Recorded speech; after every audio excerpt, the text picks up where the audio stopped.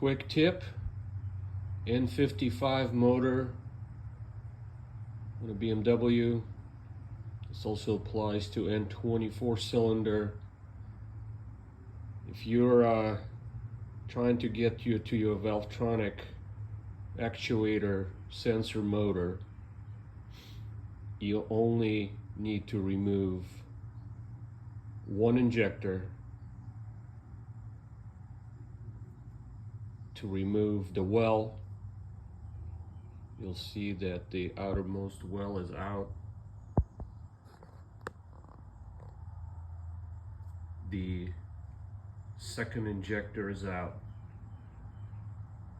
You will then rotate the shaft all the way around, remove the stop limit bolt, rotate it even further, and then you can get the motor out. With an N20, it's a little bit more complex. Obviously, to get the valve cover off on that motor, you also need to remove the vacuum pump. You need a stubby tool. I'll show you what it looks like actually, 1 second.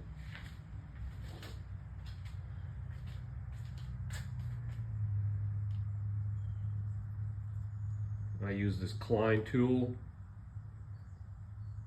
and a T30 Torx. T40, I'm sorry. That's for your N20 motor vacuum pump in order to get it off, and you can get the valve cover off.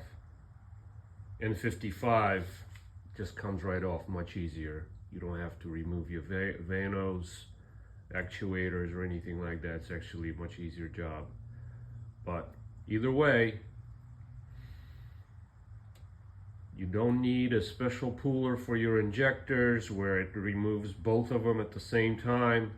Save yourself some money on the decoupling element and the Teflon ring. You only need one if you're replacing the motor. Thanks.